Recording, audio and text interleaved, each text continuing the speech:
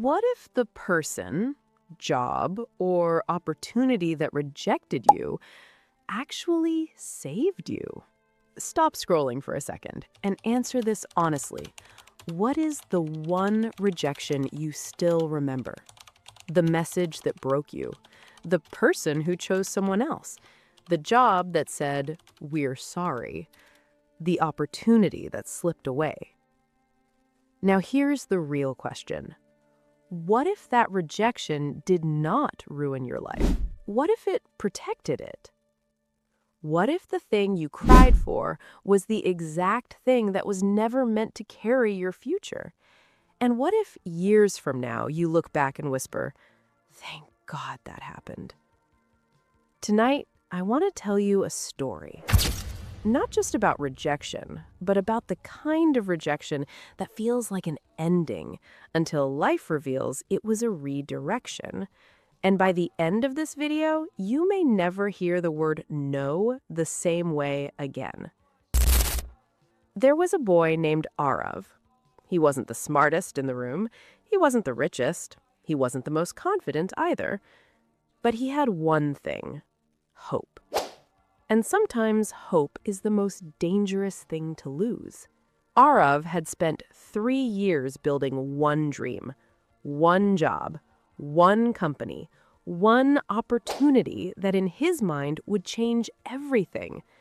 He prepared every day. He learned new skills. He said no to fun, no to comfort, no to distraction. He imagined the email. He imagined telling his parents. He imagined finally becoming someone. Then one morning, the email came. Not the one he wanted.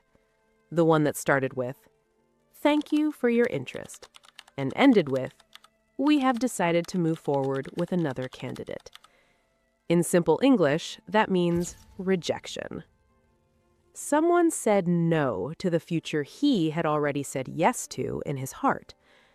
That day, he didn't feel redirected. He felt humiliated, small, replaceable. And maybe that's why rejection hurts so much. Not because it closes a door, but because it makes you question your worth. For the next few days, Aarav disappeared. Not physically, emotionally. He stopped answering calls, stopped opening books, stopped believing effort meant anything. And that is what rejection often does. It doesn't just break a plan. It tries to rewrite your identity. It whispers, "You were not enough. You were not chosen. You were behind. You lost."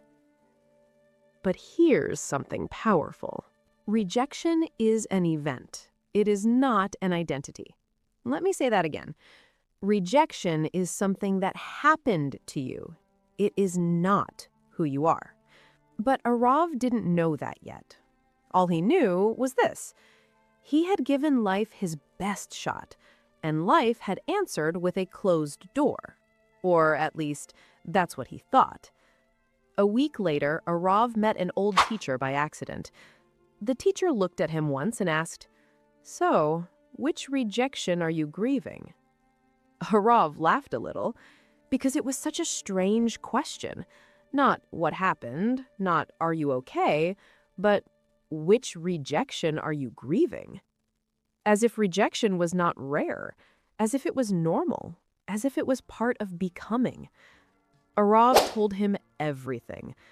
The teacher listened quietly and then said something he would never forget.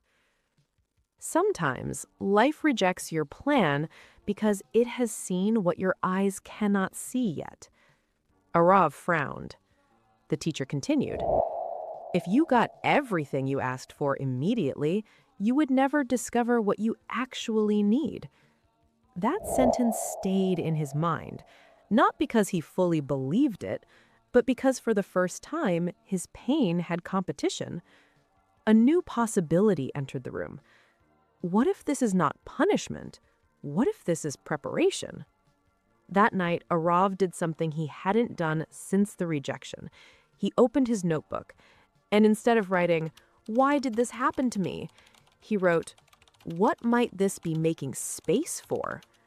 That is a different question, a better question. Because weak questions create weak emotions. Powerful questions create powerful direction. He began looking at the job more honestly. The culture, the pressure, the location, the people.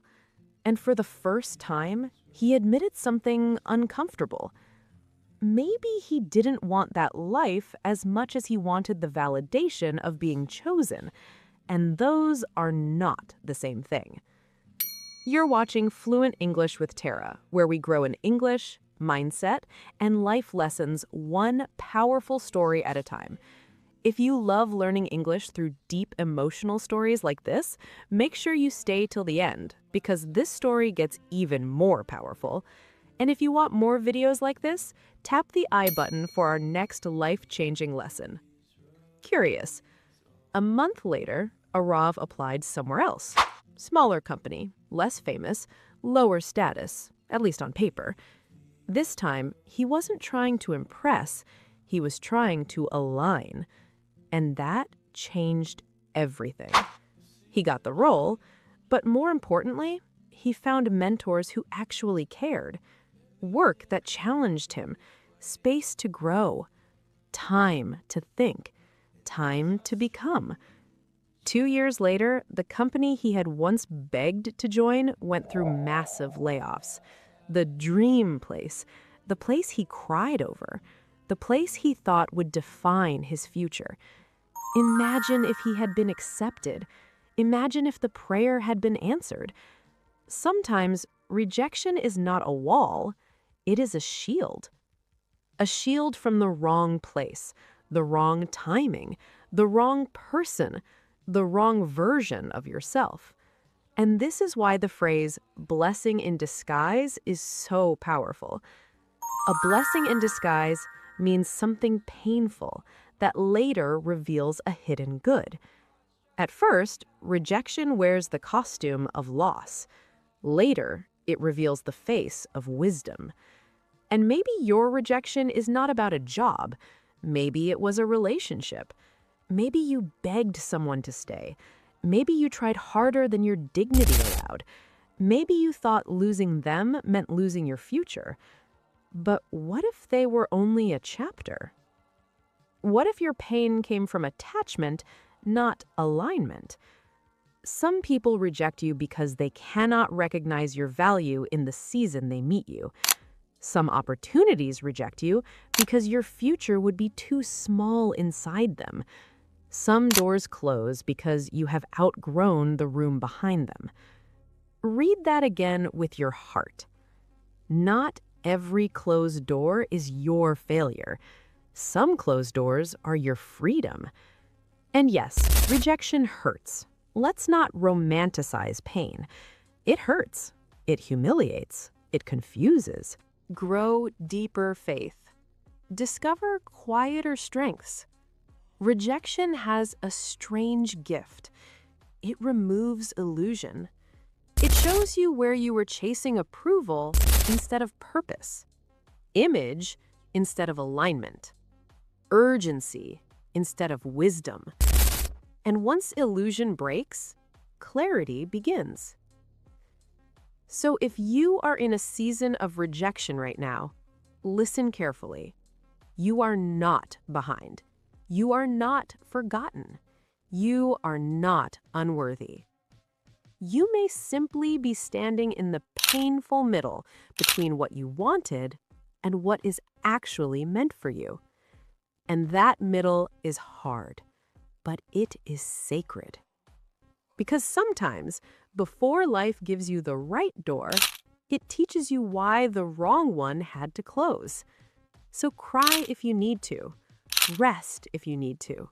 Feel it honestly. But don't worship rejection like it is the final truth. It is information. It is direction. It is protection.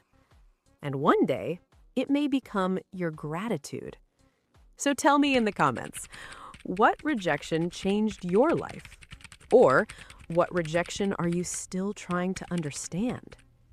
And if this story spoke to you, Watch the next lesson through the I button, because some endings are not endings at all. They are directions in disguise. This is Fluent English with Tara, where we learn better English and an even better way to see life. See you all at next one. Till then, be productive and stay positive. And keep practicing.